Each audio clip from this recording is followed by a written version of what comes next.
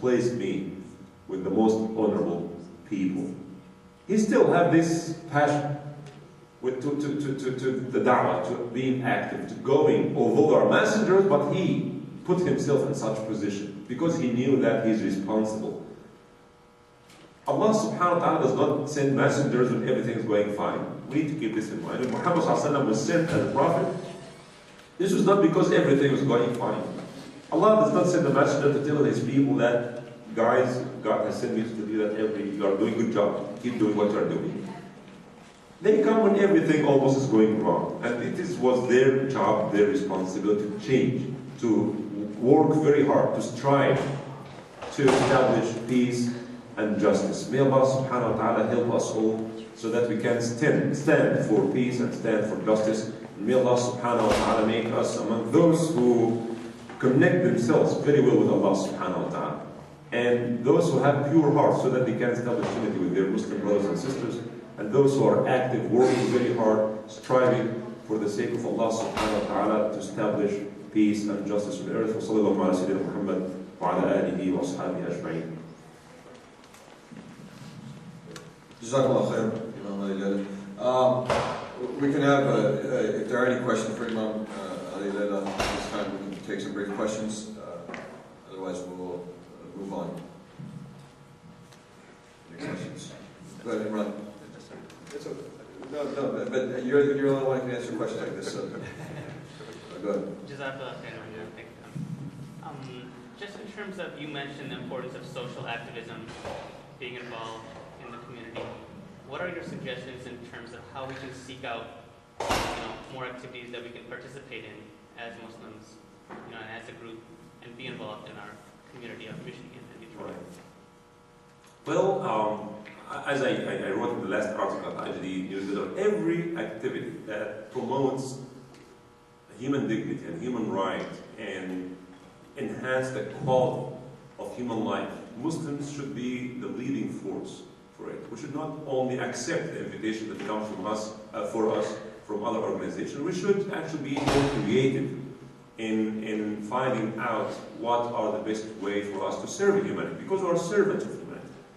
You have been the best ummah produced for mankind. You enjoy what's right and forbid what's good, and you believe in Allah. So Allah subhanahu wa ta'ala says that تَأْمُرُونَ بِالْمَعْرُوفِ, and the word ma'ruf is anything that's liked by people. Okay, so for example, at IRD, we are now working on establishing a small committee that we call it the Outreach Strategic Committee. So because we feel that we are disconnected with so many organizations, we have good relationship with some, and we don't have any relationship at all with so many other organizations. And according to the Gallup polls and other polls that show that most of those who hold unfavorable views about Muslims have never interacted or met a Muslim before. So which means that it's our responsibility to reach as many people, reach out to as many people, and as many organizations as possible. There's so many good opportunities. It doesn't have to be da'wah or interfaith. Da'wah interfaith is important, it's good, but it's not enough. When there are anti-war campaigns, we should be the leading force in this kind of campaign. When we have anti-drug campaigns, we have to be the leading force in it. When we talk about the political corruption, political season is coming now, the midterm and presidential and so on, we have to understand what people are voting for. We have to promote these kind of activities within our communities, and we should not just waiting for someone to come and invite us. We need to understand that there are so many good opportunities around, and we have to take advantage of them. Allahu Akbar. Yes, sister. Take it, sister. Yeah, go ahead. You may not recognize me. I came to your masjid IAGD, right? To work. I was working on the immigration reform campaign. Yes. And your masjid board members were very cooperative, let me work and do a lot of signatures I needed, 2 days. But it's not the case every time, and I find it a little hard reaching, who's responsible for helping, organizations like that. Right now, I'm talking in terms of, I'm actually I'm the first vice chair for Michigan Muslim Democratic Caucus, and Brother Harris is actually also a vice chair for that organization. We're struggling a little bit to understand how to reach out to make members of our organization so we can vote as a Muslim bloc for candidates. The way churches, my understanding is that do this is that we go to them, and whether it's candidates or us, we have a slate of candidates we're encouraging that Muslims can vote for. We go to the leadership, maybe the priest who says, I cannot tell you who to vote for, but I'm voting for Burj or whoever. The imams, I'm wondering, I know you're under the radar right now in the masjids and so on, you're careful, and I understand that, but is there a way to get around this? Because is there a way? Yes, there is a way. The simplest way is that what's unique about our organization, I don't know if it's the case here or other Muslim organizations, is that the board meeting is open for the public. Anybody can walk in and attend the board meetings every first Sunday morning. Every first Sunday morning, 10:30, goes sometimes to 3:30. You are more than welcome to come and to make a small presentation about whatever cause you are serving. And this is where you can meet the 9 members of the board, president, vice president, and the rest of the members. So many organizations came and they just took 10 minutes to make their presentation, and then you can have this discussion with them.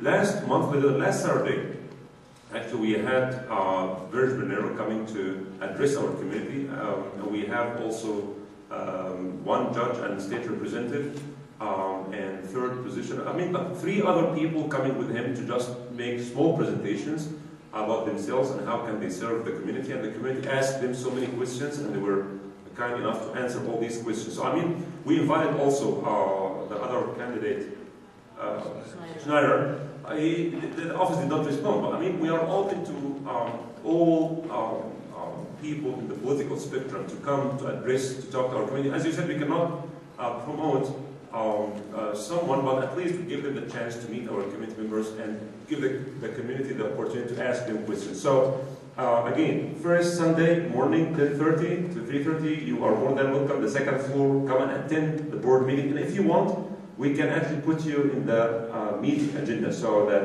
they give you like 10 minutes or so to make your presentation. Okay, last question, and then inshallah, and then, in general, let's try to keep the question relevant to the right. So, I know on this issue of the permissibility of getting involved politically, there's a range of legal opinions by different people. So I've heard Yusuf al-Alawi say that failing to vote in an election to elect a trustworthy candidate, if you fail to do that, that's tantamount to failing the trust of Allah, and you can almost infer that he's saying this is hard. And other people have said, well, it's important to vote at the very least for the lesser of 2 evils, or as long as you have a critical mass of people who will elect them, it's okay if and the person is likely to win, and you don't have to vote, but if your vote's going to make a difference, then it becomes obligatory on who to vote. And so, sort of range of spectrum in regards to sort of the importance of voting. Do you have a personal opinion in regards to this? Is this something bad? Well, we'll always have these kind of different opinions, and this is something I think is healthy, because this is discussed under what we know in the books of fiqh as a siyasa shar'iyya. And siyasa shar'iyya changed. There's no one decision or one opinion fits all kind of fatwa. Maybe sometimes we have to vote, sometimes we better not to vote at all. We need to have a leadership that is wise enough to read the political situation and to have such opinion. I gave this example of the hijrah, for example. In some communities, like in Palestine now, if you ask the Palestinians to do hijrah, to go to different part of the Muslim world, that's I believe it's haram for them just to give up and not resist and just leave. But for other communities, historically speaking, that hijrah was a must, was obligatory. So, taking such decision to vote or not to vote, people have different understanding. But I personally believe, Wallahu a'lam, that we must make our vote based on critical and in-depth investigation. We need to meet the candidate, listen to them,